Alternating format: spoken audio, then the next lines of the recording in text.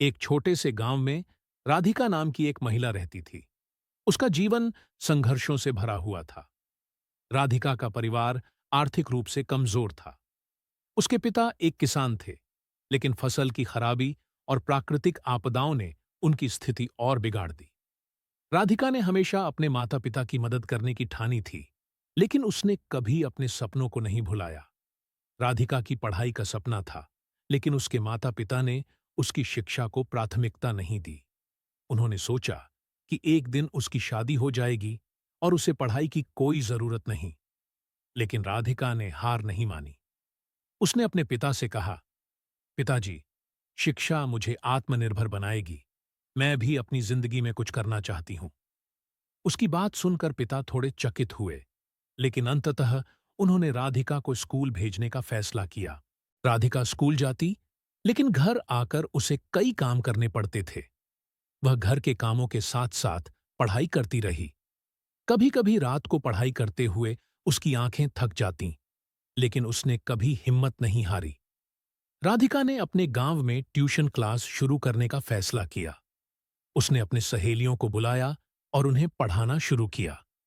पहले तो लोगों ने उसका मजाक उड़ाया, लेकिन धीरे धीरे उसके काम का प्रभाव दिखने लगा। उसने अपनी मेहनत से लड़कियों को शिक्षा के प्रति जागरूक किया। गांव में कुछ लोग इस बात से नाराज थे कि राधिका लड़कियों को पढ़ाने की कोशिश कर रही थी।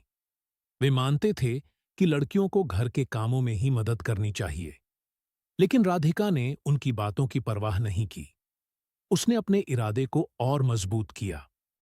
एक दिन राधिका ने एक गांव की बैठक आयोजित की। उसने सभी गांव वालों से कहा, अगर हम अपनी बेटियों को शिक्षित नहीं करेंगे तो हमारा भविष्य अंधकार में होगा। शिक्षा ही हमारे गांव की प्रगति का रास्ता है। कुछ लोग उससे सहमत हुए, जबकि अन्य ने उसका मजाक उड़ाया। लेकिन राधिका ने हार नहीं मानी। उसने अपने छात्रों की सफलता पर ध्यान केंद्रित किया। उसने अपनी छात्राओं को प्रेरित किया कि वे अपने सपनों का पीछा करें। उसके प्रयासों से कई लड़कियों ने स्कूल में अच्छे अंक प्राप्त किए। गांव के एक सरकारी स्कूल ने अपनी वार्षिक परीक्षा में टॉपर की घोषणा की। राधिका की कुछ छात्राएं उस परीक्षा में टॉपर बनी।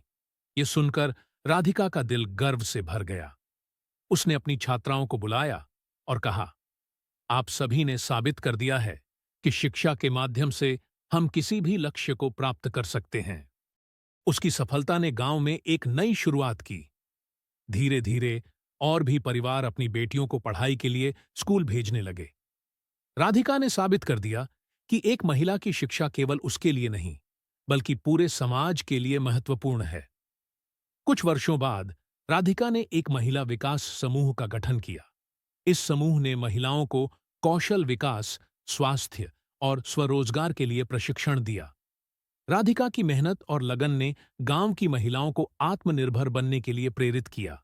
आज राधिका केवल एक टीचर नहीं, बल्कि अपने गांव की नारी शक्ति की प्रतीक बन गई है। उसकी कहानी ने अनेक महिलाओं को प्रेरित किया है कि वे अपने सपनों को पूरा कर सकती हैं, चाहे कितनी भी मुश्किलें क्यों ना हों।